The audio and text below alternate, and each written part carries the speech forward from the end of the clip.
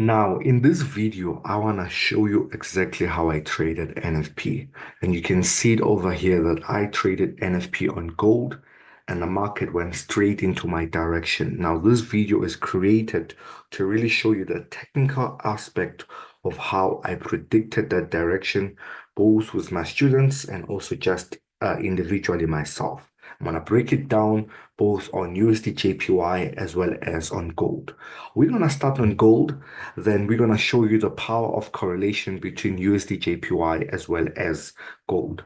Okay, so let's start off over here. The first thing that I did when it came to NFP, I always want to figure out the trend, even technically so speaking, whether there's an event or what.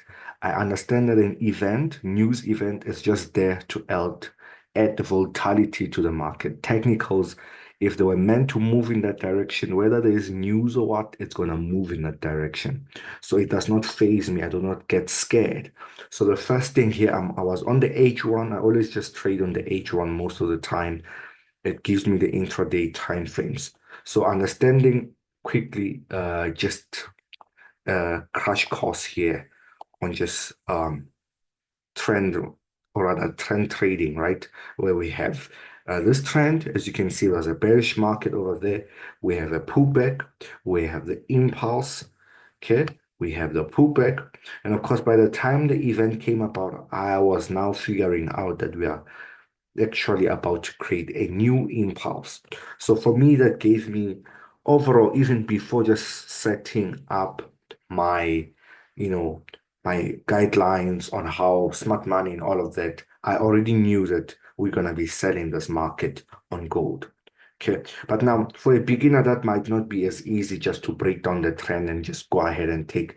NFP for me is one of the easiest events. I don't feel like anyone should lose it. I've lost it once or twice this year, and the rest of the year I've been winning it, right? There's no 100%, but it's one of the easiest events to figure out the direction thereof. Now, breaking it down smart money wise now. Okay, as I said, we're already in a bearish market. Those who follow this channel, you can know for sure when I teach you smart money, I say if we're going to have a change of character, it must be preceded by a break of structure over there. There must be a break of structure before. Then we actually have the change of character to follow thereafter. So we can see that this high was actually a change of character. The market broke to tell us that we're in a bearish trend. We got a lot of lower highs and higher lows over there. And of course, when the market created this higher low that you and I can see over here, let me just draw it for us. We can clearly see that the market was actually sitting right on that supply. So this higher low, or lower high rather, sorry about that, this lower high had already created a supply for me. So that was more confluence for me to actually take this trade. Let me just label it quite nicely over there. It was confluence for me to actually take this trade. So as you can see, by the time NFP came up, let me just zoom in here. This was the candlestick. As you can see, that's sell over there. Okay. This was created in a matter of minutes, guys. Okay, that's why there's a whole hype about trading NFP. Look at that. More than 200 pips or something of that sort. I can stretch it across. I just want to make sure I can just see the pips for you guys here. But you get the point, guys. This was a lot of pips in just a matter of seconds over here. Look at that. Okay, a matter of seconds, 29 pips, guys, points in a matter of just seconds. And this was a lot of money on gold. So I figured out, okay, we do have the supply. The market is sitting on that supply. And as the market was about to move, I saw it's actually pulling back into the zone to really further retest it. And exactly I sold. I didn't put any stop loss, but let's say you wanted to put a stop loss. Um, okay, that was the entry right there. I entered a few seconds before NFP moves, so precise entry. I didn't set a buy stop or sell limit. I just entered market execution. If you don't believe we traded this trade as well, I did give a signal of it. And of course, I just closed off at the next demand. So when I close off news, I usually just look at exactly what is the next structure because news will obey structure up to this areas here. Now, how did I have more confidence that I am going to be selling gold? How did I have more confidence? USDJPY, power of correlation. I didn't trade NASDAQ. Lately, I've not been trading NASDAQ on NFP because it breaks sort of correlations nowadays. So trading gold just make sure that I actually never lose NFP right now. Okay, on USDJPY, was the very same thing here that I want to show you. How of just understanding the trend. A lot of people are too caught up on the labels, on terminologies, and they forget the basics of trading is what births out a lot of results. The simplicity will make trading much easier. It's not supposed to be labeling a lot of stuff. I've seen people join us and they've learned from somebody else and they are labeling a hell lot of stuff on their chart, yet they can't take a trade.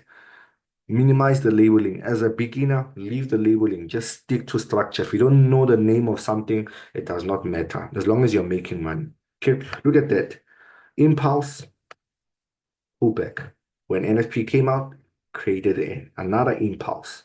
Okay, so before NFP came about over here, the market was roundabout, had created uh, this over here. This was the actual move before that whole momentum that you see, which was the NFP candle. So me seeing that, I already saw what's really impacting USD JPY at this case. We had an order breaker or a break and retest, if you want to call it that. Okay, a breaker. So this was a breaker. You can just label it a breaker over here.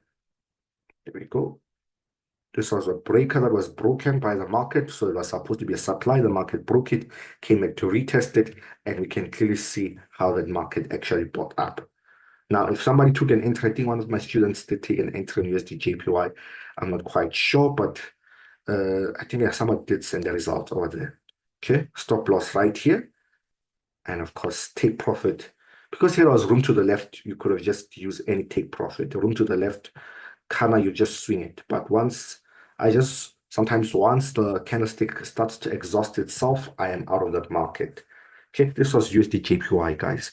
This is how I simply traded NFP. I was able to get that NFP trade. Okay, it's not complicated at all. So you next time on the next NFP that comes up, I want you to try this out. Just go on the H1 breakdown structure, the trend, and go ahead, wait for the supply or demand in that case, trend that you're trading, and go ahead without fear, but still applying risk management. When we say trade without fear, we don't mean go full margin and expect miracle results. Here we believe in God, but we are not foolish. Okay, we still apply risk management. Um, so yeah, thank you so much guys for watching this video. If you like this kind of content, please do subscribe. Like guys this video, I will really do appreciate it. Also do comment down below in terms of how do you go about your back testing in seeing the results of what I just showed you. The simplicity of the market will birth out the best profit at no toil. That's why we're trading Forex. Otherwise, we can just go straight to construction, right? We just want a minimum label as well as just trade the purest of the market, pure price action. Okay, thank you guys. I will see you on the next video. God bless you. I love you so much. Thank you.